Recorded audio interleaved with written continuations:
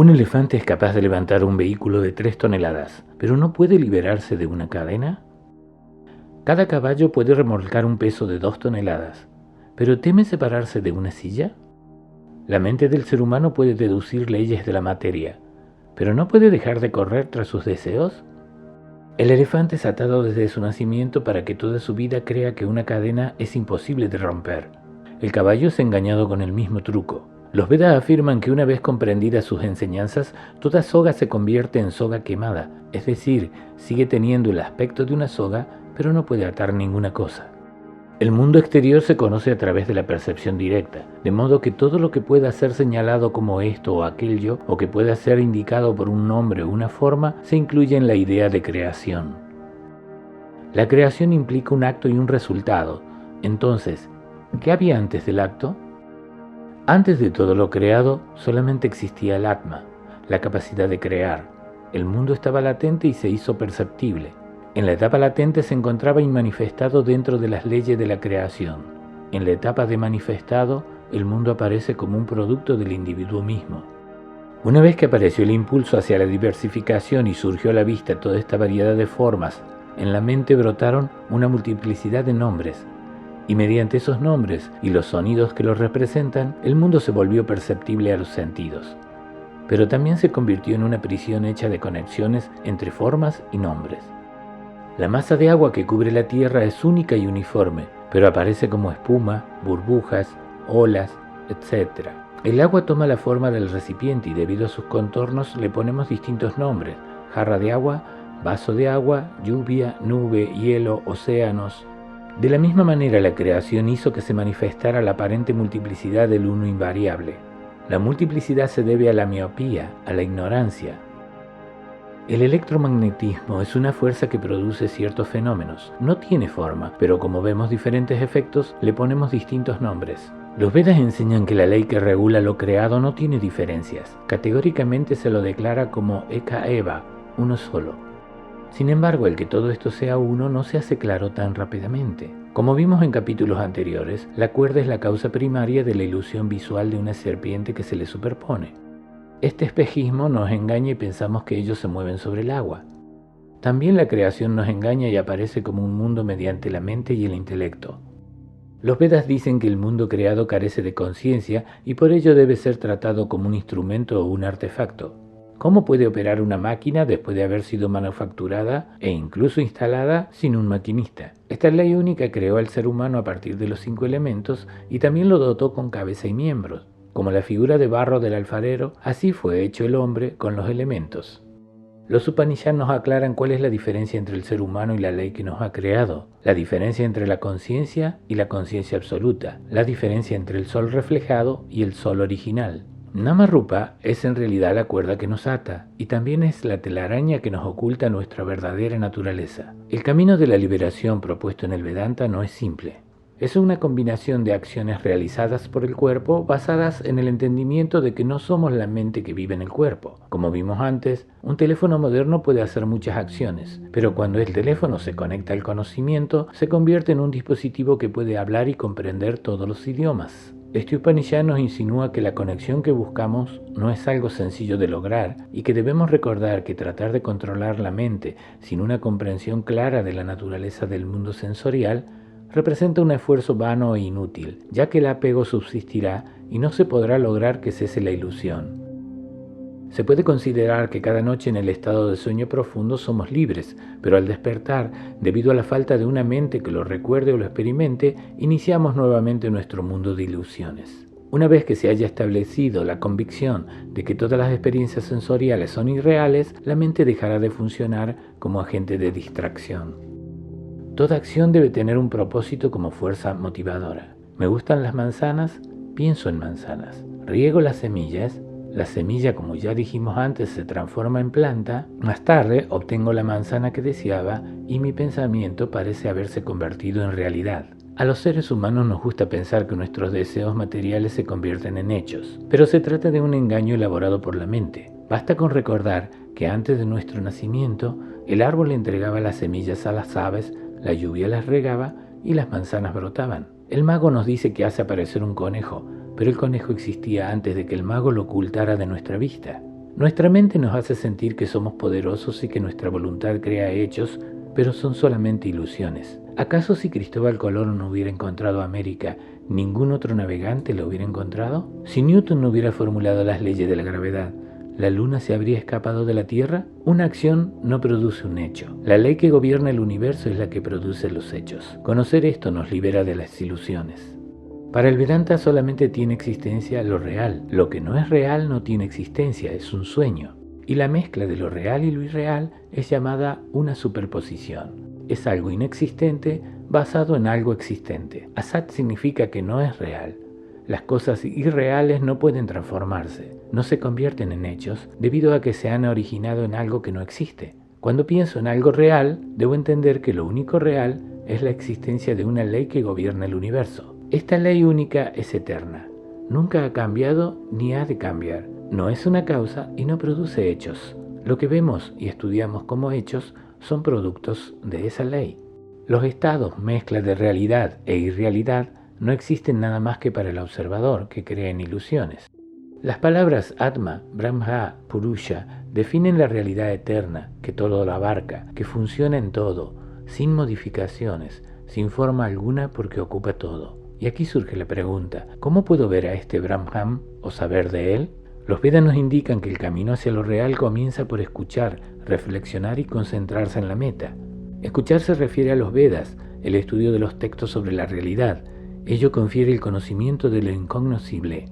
La reflexión es la forma de austeridades que se enseña en el Bhrigu Bali que veremos a continuación. Y esto nos llevará a la última etapa, un estado de meditación racional y cognitivo donde se abandona toda conexión interpretativa con lo individual, concentrándose unidireccionalmente en la no dualidad. Bhrigu pregunta a Varuna cómo puede conocer a Brahman, la ley que rige en todo el universo. Varuna, el Padre, es un ser poderoso cuyo nombre tiene entre sus raíces el que une, y refiere al proceso de comprender. Así, cuando decimos la lluvia está en el océano, dos palabras diferentes implican en definitiva el mismo concepto, el agua. Varuna le dice a su hijo Bhrigu que Brahman está en el alimento. El hijo fue y estudió el campo del alimento y entendió que cada célula era una transformación de la esencia que está dentro de cada comida. Entonces regresó y le dijo que eso solo no podía ser Brahman. Entonces Varuna le dijo que hiciera austeridades y conocería a Brahman. Bhrigu halló que el alimento es transformado por el calor, y para que haya calor, en cada célula debía haber aire, que es lo que alimenta el fuego. Entonces entendió el campo de los aires vitales y regresó y dijo a su padre que eso tampoco alcanzaba para conocer a Brahman. Varuna le dijo que regresara a hacer austeridades y lo encontraría. Bhrigu entonces se concentró y entendió que la mente es la que controla toda actividad, regulando el alimento mediante los sentidos y controlando el aire. Y así interpretó el campo de la mente, pero no creyó que eso fuera Brahman, y regresó a cuestionar a su padre, quien le respondió que continuara con más austeridades. Bhrigu estudió luego el intelecto donde el hombre decide lo que le agrada y le desagrada.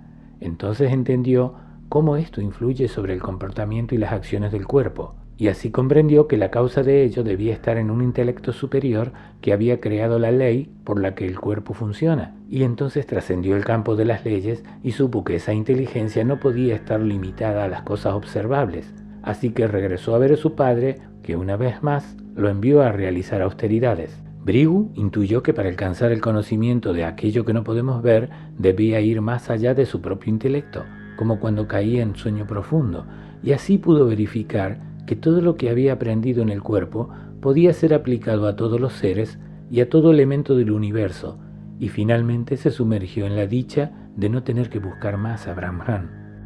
Bhrigu había logrado superar las limitaciones que ocultan nuestra verdadera naturaleza, develando la parte compartida con Brahman a través de suprimir la autoridad de todo nombre y forma. De esta manera, Bhrigu realizó lo que es llamado la matriz de donde todo lo existente ha salido, Hiranyagarbha.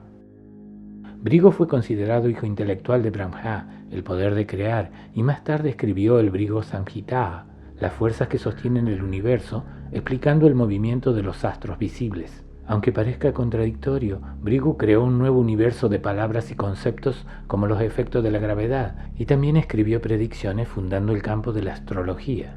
Durante el siglo XX, científicos germanos siguieron de cerca metodologías de estudio del Vedanta y eran frecuentes las clases de sánscrito en muchas universidades europeas y americanas. Robert Oppenheimer había estudiado el sánscrito como varios otros físicos europeos. Oppenheimer estaba interesado en todo y realizó importantes investigaciones en astronomía teórica, física nuclear y teoría del campo cuántico. Mediante cálculos teóricos comprendió la magnitud de las fuerzas que mantienen estable el átomo y, entendiendo apenas sus leyes, puso a prueba la verdad de una ley que se aplica a toda la materia. Cuando vio el resplandor de la primera bomba atómica, recordó unos versos del Gita que había leído muchos años antes.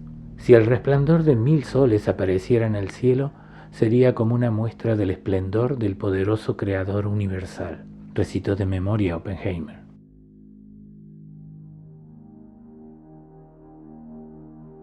Una placa especial al lado de la estatua de Shiva en el Centro Europeo de Investigación en Física de Partículas explica el significado de la metáfora de esta imagen conocida como la danza cósmica de Shiva, una representación de la ley que rige el universo. Esta escultura es considerada la imagen más clara de la actividad de Dios de la que puede presumir cualquier arte o religión. Más recientemente, Fritjof Capra explicó que la física moderna ha demostrado que el ritmo de creación y transformación no solo se manifiesta en los cambios de las estaciones y en el nacimiento y muerte de todas las criaturas vivientes, sino que también es la esencia misma de la materia inorgánica. Y dijo que para los físicos modernos, entonces la danza de Shiva es la danza de la materia subatómica. En la placa bajo la estatua, Capra expresó: hace cientos de años, los artistas en India crearon imágenes visuales de bronce representando un concepto abstracto de los Vedas. En nuestro tiempo, los físicos han utilizado la tecnología más avanzada para retratar los mismos patrones